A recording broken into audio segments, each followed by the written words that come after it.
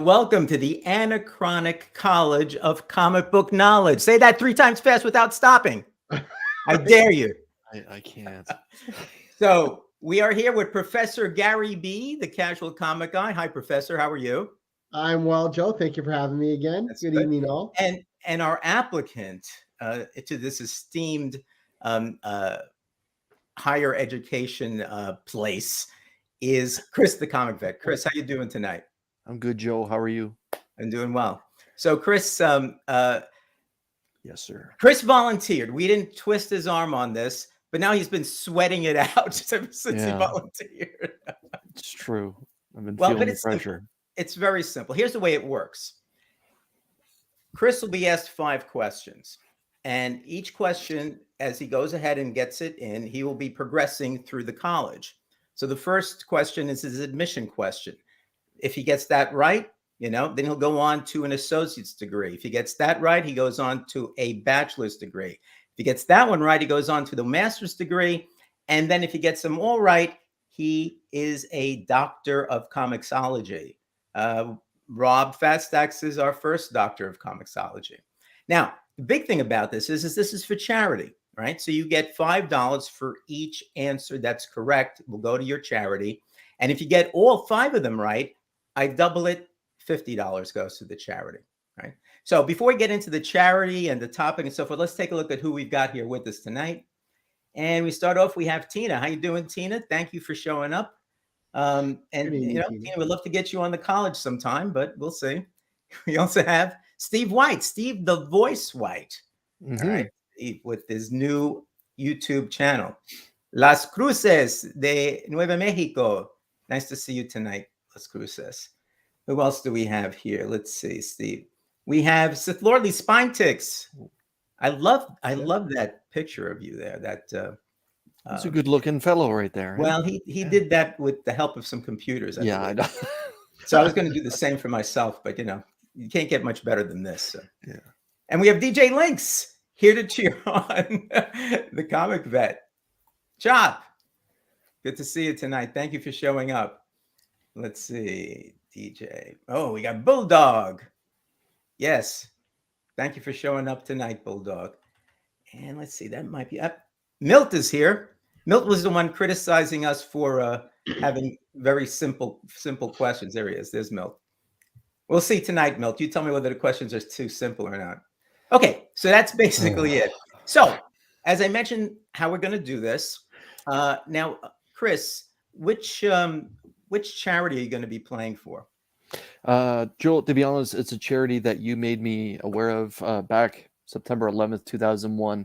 The entire world watched what happened to New York and the rest of the United States. And all of us that day were Americans. All of us were New Yorkers that day. Mm-hmm. So my charity of choice for tonight is the Tunnel to Towers Foundation. That it's a wonderful charity that helps first responders and fallen heroes with their mortgages. And it's something, like I said, Joe, that you turned me on to late last year. And it's a charity. When I think of American charities, it's one of the very first ones that come to mind outside of the ACS. Yes. And it's great because the Siller, as you can see the plaque here, Stephen Siller was a fireman, and he actually was home in New Jersey. He ran through the tunnel to go to the World Trade Center, and he died there. So the Siller family started the Tunnel to Towers Foundation, t2t.org, and they do great work. It's just amazing what they do. Over 95% of the money they collect goes right to all of the people that need help.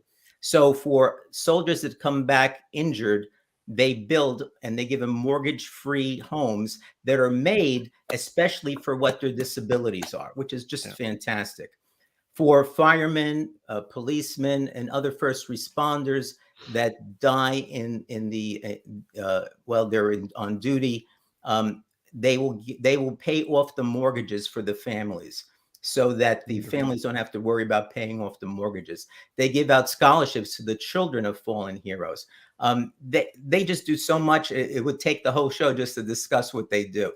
So I think it's a worthwhile charity, and I'm glad that you're playing for it. It's one of the charities that I make sure that I give money to all the time. I don't think I put but I think I did not put the link in the description, though I will later on. But it's easy. It's T, the letter T, the number 2, the letter T.org. If anybody is interested. Okay. All right. So that being said, what's the topic? Now, the easy thing about this, Chris, is you pick the topic, right? So there's no excuse. You got to know everything about it. So what's the topic? So my topic du jour is Spider-Man, specifically Peter Parker. Peter Parker. All right. And that's why we started off with that little Peter Parker thing. Well, Borg, nice to see you. Let's get a few more people that are here before we get right. Jackson Roykirk. Okay. He's here. Don't make any fun. Don't make fun of me, please. All right. Let's see. I think those are the people that we got. Geek Out with Roscoe joined us as well. Oh, there he is. Yep. Very good. Okay. Thank you for showing up. All right. So as we go through this, you'll see how it works. It's very simple. And if anybody wants to be the next applicant, the application is in the description, right? Just fill out that application form. It'll come to me and I'll contact you. Otherwise, you could just send me a DM in Instagram as well. It's at Anachronic_comics. All right. So let's get going on this and let's see how well you do.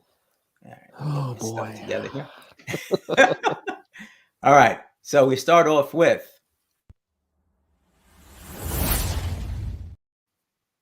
your admission application. All right. So let's start. Here's the question.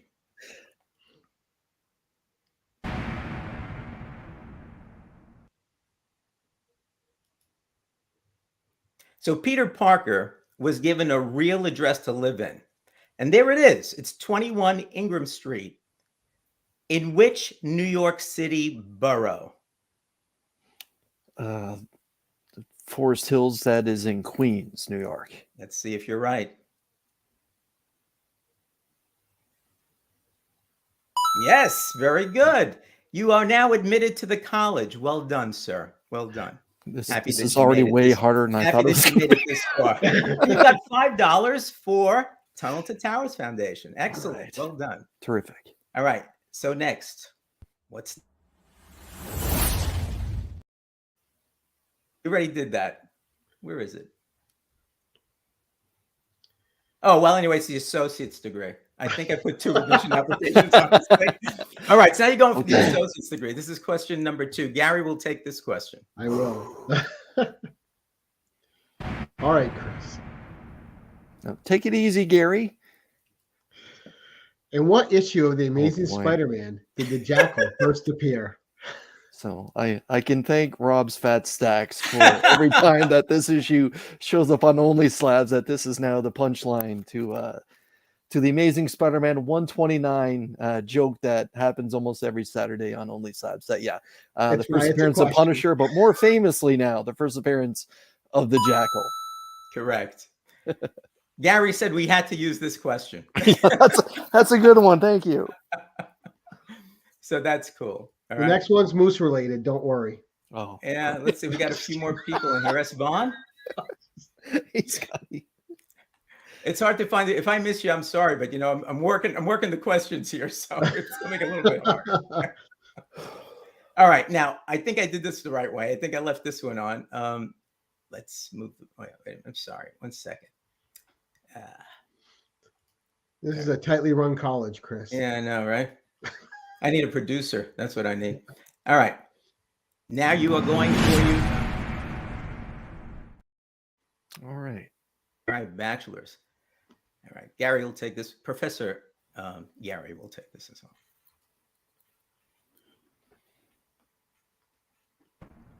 All right.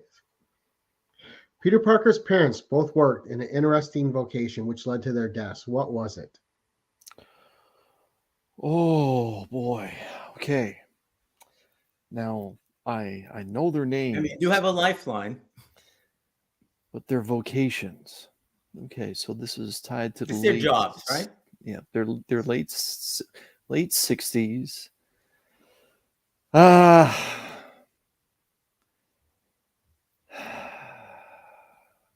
It's been twisted and turned through the years, but what it was originally, like my gut wants to say that they were working with S.H.I.E.L.D., but we're going to use a lifeline here.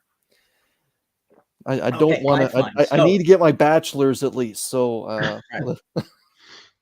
So lifeline means that you guys in the chat put down what you think the answer is and give Chris the opportunity to take a look and see what you say.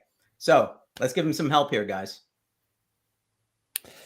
like I was saying, I know that they've been tied to Shield. I know that there's been other stuff that they, that they were with NASA. I think there was something. I'm not sure if that was a what if story, but there's it's been convoluted through the years. But what they were originally, I thought they see Jackson Roy Kirk, and yeah, my gut was that they were secretly working with Shield. Joe, we need like a countdown. Countdown thing, I've highlighted something to help our student out, but right? he may not take. Working He for may not this, be taking the working for the hint. CIA and Shield. What did you say? You said And- CIA? The CIA and Shield. Yes, I said CIA. They were agents for the CIA. Oh, Well okay. done. Very good. So easy. so easy. You've got the bachelor's degree. Well done. That might be the only time I've heard CIA mentioned in Marvel. It's always been Shield somehow, right? Yeah, Okay. and do you know who ordered their deaths? It wasn't Fury, was it? No. No. Well, if you don't get this right, it's going to leave you a little red in the face. A little red, like a Halloween red. All right. So it was the Red Skull. Yes. Yes. Okay. We're trying here. Okay. What did Dagger say here? It's not his fault. He was. Right. He's Canadian. That's okay. All right. And Jackson says what? He knew. He just wanted to scare us. Would spies have been accepted? What do you think, Professor? I think no, because you can be spies for different organizations. It has they specifically were spies for the CIA. Yeah, I think. See, that professor's tough. I would have said sure, why not? But the professor's tough. So that's okay. Okay. I'm for whatever makes Chris sweat more. Oh, this. I legit thought, like, okay, if we're gonna go with his parents, what were their names? Because that's a tough one too. Most people can get his father, but that his was mother. That was one of the possible names. Do you know what the names are? Richard and Mary Parker. A lot of people get confused with his Aunt May, but no. Yeah, that was May and Ben, and his parents were Richard and Mary. And Aunt May raised him, but Aunt May was not his blood aunt, right? No, it was Uncle Ben. It was Uncle Ben that was the blood. Yeah, Jackson. Right. What did Jackson say? Jobs out of Professor Gary's classes. You were never admitted, Jackson. We stopped you at the door. What is? We have White Walkers in Canada. We have a lot of Canadians in tonight. Yeah. All right. So you've got the bachelor's degree, and which means that you've got $15 for Tunnel to Towers. Excellent. Well done. All right, let's go on now.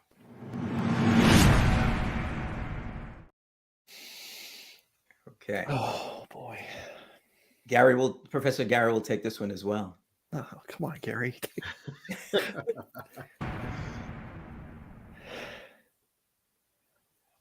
All right. This is my favorite one. What flirtatious burglar ties Spidey's heart and sense of duty in knots? Okay. This one you should know because it's one of my favorite characters. I know. I was going to say this is a great question. It's a great question, and I don't think anyone does her better than J. Scott Campbell. But Black Cat is the burglar that always messes with Peter's heart and his mind. That's right, Miss Felicia Hardy. There you go. Well done. So that's $20 there. So let's see what we've got here. Oh, actually, Dracula has joined us. And Dagger cards. Yeah. They joined at the right time. Old Wolf 65. You joined at the right time because this is the sweat one now. All right. Okay. So Chris has done very well with a little bit of help on his lifeline. He has got 4 out of 4 questions right, which means he has a master's degree, and he also has a $20 that is going to his selected charity, Tunnel to Towers Foundation. Okay, so in this instance now, he will be going for his, where is it?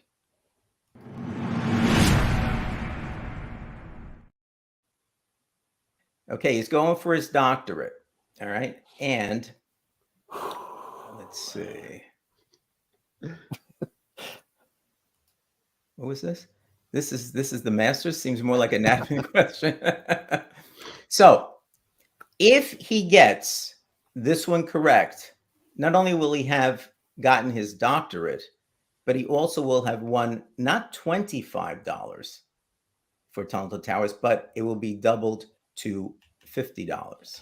Oh, no pressure, Joe. Come on, man. Can you say that after? Will it be 20 or 50? That's a $30 difference, Chris. You know, they might have to wait longer to build one of those mortgage-free homes if you don't get the $50. I've been to Ground Zero lately. Don't play into it. Don't worry, Joe. They can go stay with Chris in Canada. Housing is a problem up here too, man. All right, I'm going to give you this question, Chris. This is not easy. Okay. That's I mean, it's not hard, but it's not easy because we have to make at least the last question somewhat, difficult. Okay, here we go.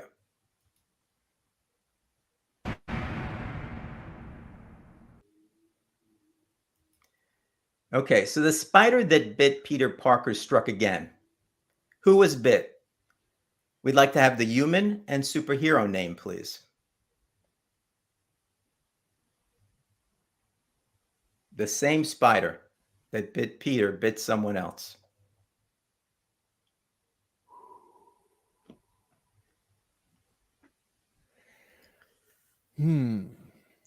Okay.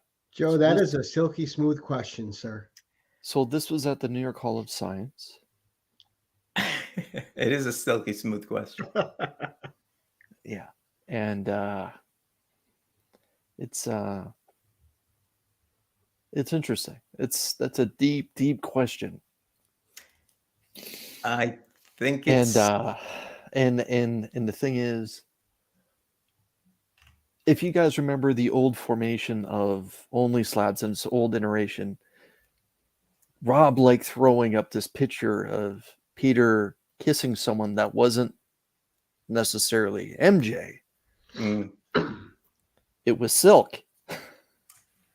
Right. And what's her human name? And Silk's human name, it's gonna come to me. Come on. Her last name is a planet that revolves around the Earth. Is it Cindy Moon? Let's see if you're right.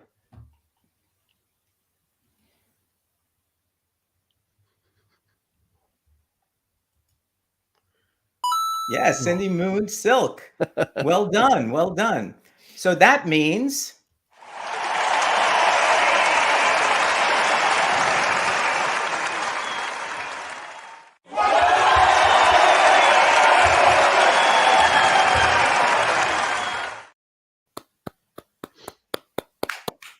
you got it. So $50 and another doctorate.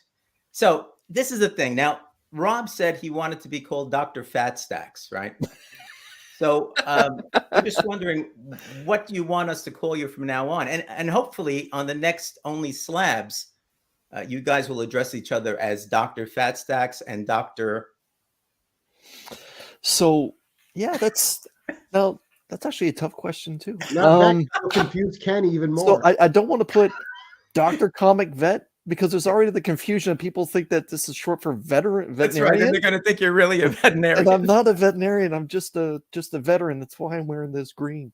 But I don't know. I'm thinking maybe the Comic Vet, comma, and then whatever the abbreviation, Joe, that you feel would be sufficient to represent the doctorate from this school.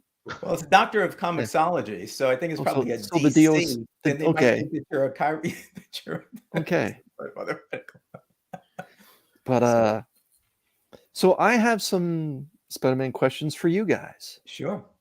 Okay. So Amazing Spider-Man issue number 1 is the second appearance of Spider-Man. Right. It also features the Fantastic Four on the cover, that iconic cover. There's a villain and one of the most famous people in Marvel Comics, that person's first appearance. Can you guys name those 2 first appearances that are in ASM number 1? Well, I think that Aunt May and Uncle Ben appeared there. AF-15. AF-15, that's right. Right. So number 1 was A villain that Mhm. changes through time, and changes through time.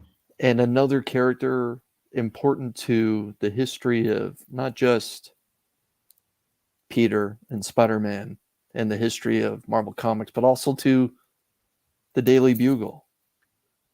Oh, J. J. Jonah Jonah? Jameson? Yes. You What'd never you say, think Gary? about his first appearance. That's weird. Right, It's just so- a character you don't think about it. Yeah. Who is J. that, Jo- Gary? J. Jonah Jameson. Yeah, that's what it said, yeah. And the villain, boys, was the Chameleon. Oh, that's right, the Chameleon, yeah. Yeah. So the Chameleon is his first appearances in ASM 1, and J. Jonah Jameson makes his first appearance when Peter tries to get a job. So you see, Gary, we should have asked more difficult questions of Chris. Right? I was really surprised when he was almost thrown by the CIA question. I thought that was going to be a layup for him. No, just because, like I mentioned, they've twisted their story Yeah. through the history of Marvel Comics and through the Amazing Spider-Man, especially in the 80s when he was trying to figure out where he came from and looking back at his parents, and it was always the CIA or was SHIELD involved in, and like who pulled the trigger, who okayed it, that kind of thing, and like who shot down the plane and stuff like that. But it's always been murky, and then some people confuse some of the movie stuff and the cartoon stuff in with what the comics say. Well, the movie has confused some stuff. So, Yes. for example, in the movies, where did Peter first meet MJ? At school, but they Mhm. were technically just next door neighbors because one house had the higher number. Peter's house had the higher number between the two, or Aunt May's house had the higher number because they Higher were number. literally next door neighbors. That's right. The one panel introduction. Yeah. One of the what's Jackpot, this? baby. So Chris can drive a cab in Canada because his degree is from Now, Joe, you didn't say since Chris is a Canadian guest, are you donating in Canadian dollars or US dollars? I wouldn't do that to Tunnel to Towers by giving them Canadian dollars. I think I don't think it's I don't think it's that much lower. It's probably in the neighborhood is it of now? say $42 or $43, somewhere around there. Really? And but yeah, Joe, on behalf of you doing it, I will match what you do as well. I'll make a $50 US dollar donation to that's Tunnel to great. Towers as well. No, it's a wonderful charity. Like I said last year, you turned me on to it, and Mhm. at the works that they do. And like I said, on 9/11, everyone was an American around the world. Everyone was a New Yorker to watch what happened, and going to Ground Zero and just being a part of that aura that's in around that area of Manhattan, it really is touching. So to see a charity that does as many wonderful things for those families that were affected by it, it's hard to not participate in a charity like that. Well, I don't want to get too crazy on this, but I think it's worth it because I was in Manhattan at that day, Mhm. and it was not that it was scary, but it was just almost dreamlike in some ways. And from my office window, I could see maybe the top 20 floors or 30 floors of the Twin Towers. And the funny thing about it was I was walking down from Grand. If you know anything about Manhattan, at that time my office was on 23rd Street and Park Avenue, and Grand Central Station, because I came down from there, is on 42nd Street. And as I'm walking down, and I happened to walk down Madison instead of Park that time, just to change it for my own brain's sake, I'm walking down and I hear people saying, "Oh, some plane hit the one of the towers." They say, "No, what was And it just sounded like it was an accident, and we didn't know whether everybody that was walking thought it was one of these smaller planes, that might have hit it.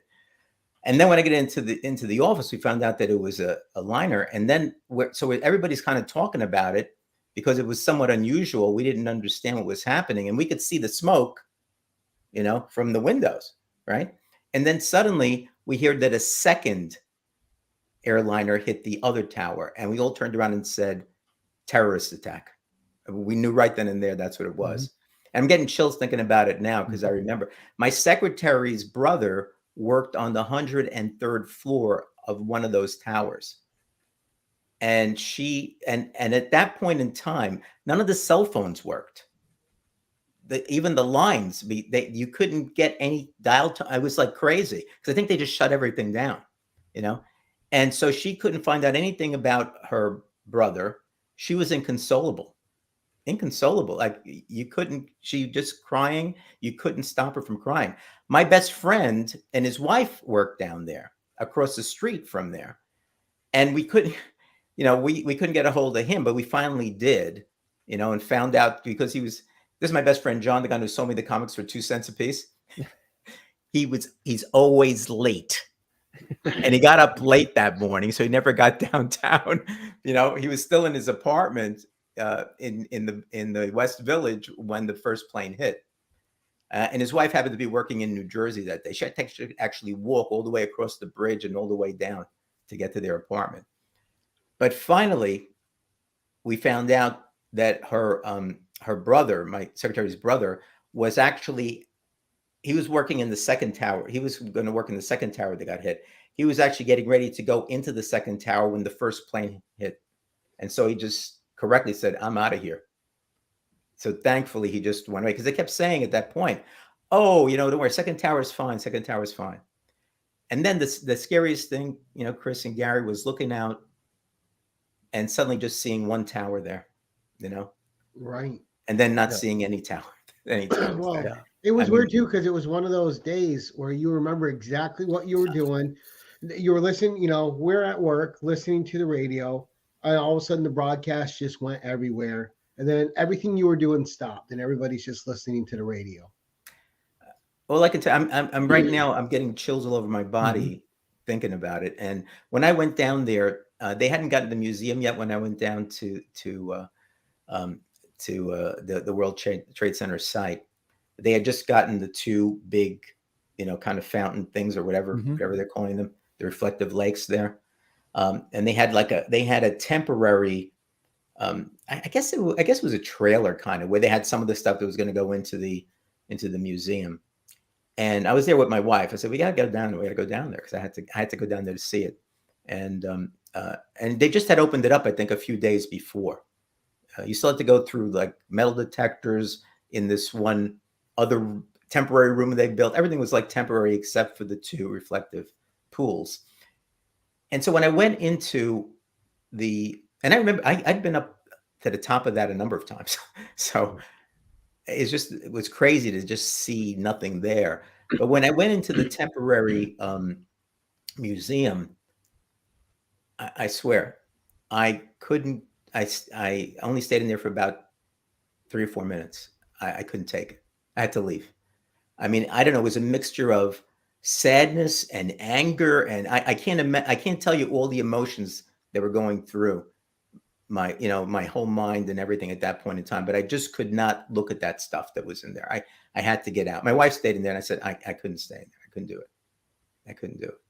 I mean, the emotion and the sad thing about it is I don't know that a lot of people nowadays even remember that. It's just like, I guess, like Pearl Harbor, for the older people. I remember my father-in-law especially talking about that a lot. And as generations change, the sad thing is you have to kind of remember what came before, because it really helps you to understand, what you're going through right now. And, people don't. But Milt, the sad thing about it was, I mean, you can, when they showed some of the video of it, it was horrible, but you can hear the people hitting the ground, because it was a choice: burn to death or just jump.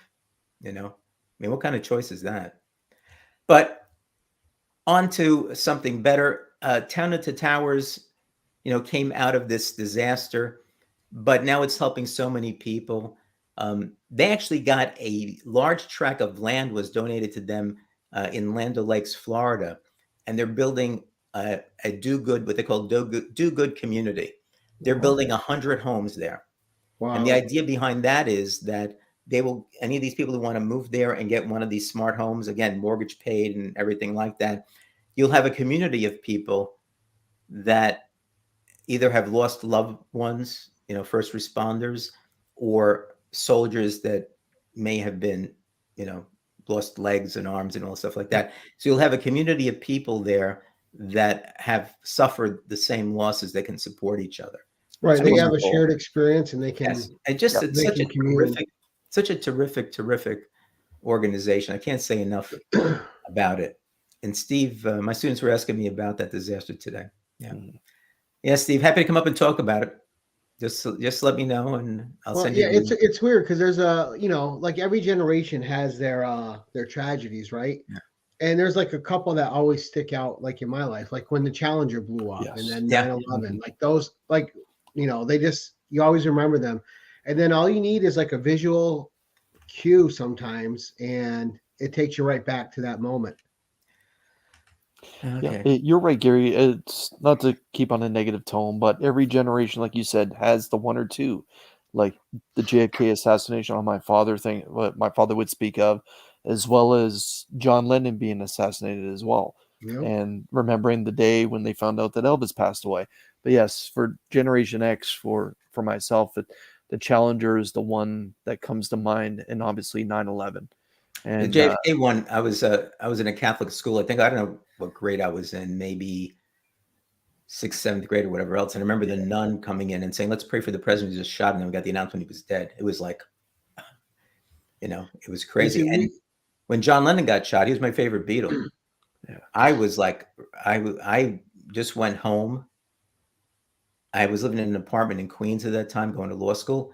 I just went home and turned off all the lights and put on a couple of his albums. And I was just like, I couldn't believe it, that he got shot. So these things affect you and make you who you are today. I think so. Right. Because when the Challenger happened, we were all sitting in class and they were putting it on the TV for all of us as students. So we watched it all live. And I mean, as you're a teacher, how do you teach in that moment? What do you do with a whole class of kids that just saw? You use that in whatever way you can. At least that's what I would do. We have some teachers here, but I was a teacher for 9 years, and I think you do that, and you have to understand that the reaction of some of those kids, the wise guys are going to be laughing and not caring about it, but you're going to have a lot of kids that are going to be affected by it, and you're going to have to understand that and help them deal with it. Right. So and even some of the wise guys, some of them are being wise to cover up. That was traumatic, Jackson.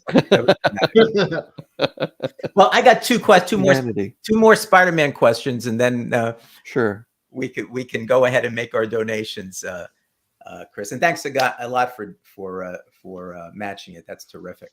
No problem. Okay, so one of them is, now your Aunt May was a good cook, right? Yes. Okay. And Peter loved everything that Aunt May cooked for him. But there was one thing that I remember, and I could remember, might not be right, but there was one thing that I remember him having like this enormous reaction to that she made for him. It was a pie. Do you remember what kind of pie it was? I'm drawing a blank, Joe, and I'm glad that this is not. I wouldn't put this down for a question. This part of the college my memory, and I could be completely wrong, but it was cherry pie. And I remember saying cherry pie.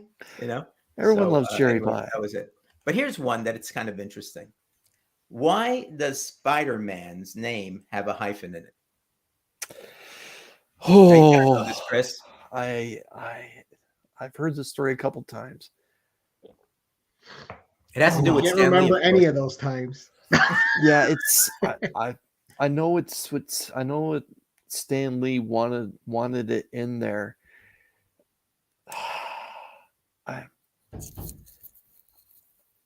I'm blanking on it. I can't remember if he just said he wanted to separate Peter from Batman and Superman, who's Yes, okay. correct. Okay. Yeah, he actually said Superman pretty much. Yeah. He said he wanted to make sure that nobody would confuse Spider-Man with Superman because, and I'm thinking, okay, but he's wearing a mask. He doesn't have a cape. He's shooting webs. And he's He's way a kid. cooler. I said, wait, that's Superman. No, I don't think so. But that's what he said. So anyway, that's the thing with it. So Yeah. And a little bit younger than Superman Yeah, at the time. considerably younger. yes, having some issues, with it. So Yeah. anyway, Yeah. all right. So this has been good. Chris, I appreciate you coming on. We're working on somebody for next month who hasn't committed yet, so I won't announce who it is yet. But again, if you want to be an applicant for this esteemed college, I mean, accredited, yes, it's accredited by me. That's all you really need, and win some money for a favorite charity of yours. Either just DM me in Instagram, and I'll help you get the form, or go in the description and fill out the form and send it to me. Now, just want to thank Chris the Comic Vet again. And again, Professor Gary, terrific as usual. I won't tell you which questions Gary came up with, but I think one having to do with a cat may have been one of them. Yeah. And everybody that showed up in the chat, it was great. I did the best I can. I think I missed, well, here he is, Comics by the Bay. Yes, that's true. I know I probably missed some people because I was busy clicking on things. So thank you to everybody that showed up. I really appreciate it. And thanks. And if you're interested again in Tunnels to Towers, it's T, the number 2, the letter T.org. Go check it out. It's just amazing that the work that they do. It really is. So, Gary, what do you have coming up? Anything good?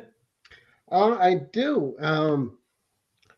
This next Tuesday, we have Mark Andrews on the 1011. I've got to make sure I miss that one. And then on Thursday, we have someone's first appearance on the 1011. Bronze Age Brian will be making great. his debut on the 1011. Mm-hmm. And then later in the month, I'll let Chris announce that he's coming back on. Oh, yep. Cool. For volume 2, well, I should Right. say, because I don't want to say it's the 22 because that's way too much books and way too much time, and I talk for a real long time. So yeah, I'll be making my second appearance for the 1011. Chris, you got to do what I did. I started a trend with some people. Mine was a 33-11-3. I did it in different tranches. So here's things that have to do with television. Here's things. So it's something like 33-11-3, I think it was. Something. Yeah, everybody manipulates it for their own ends. It's fun. They all change it around a little bit, So I actually am going to GarageCon, Reggie's GarageCon next weekend to see some of the buds down there. So I've been busy preparing this, and Gary knows about some stuff happening with my daughter's car that's been taking up a lot of my time. But I was challenged to come up with my top 10 bronze comic books in my collection. And so if I can get it all together, that'll be what'll come out next week for me. And the week after that, we have a Espresso Mail Call. A bunch of people are going to be on. And that's always kind of cool because we have people that have very different tastes than mine. And I'm going to actually open up all the stuff that I got from C3. I got a couple of big boxes. I got other things in there. And they've been sitting there. I haven't opened anything up yet, so I'm dying to open them up, but I'm going to wait until that so that I can open up then. So that's going to be kind of cool. And of course, at the end of the month, we're going to have another comic book crowd, and it's going to be forgotten superhero groups. We're going to pick some of our forgotten superhero groups and talk about them. So hopefully we'll pick some that people don't remember or not aware of. Okay, and with that, I'll say Good night to everybody. Thanks again for everybody showing up. Thanks again, Chris, Gary. Really appreciate it. Take care. Keep it cat.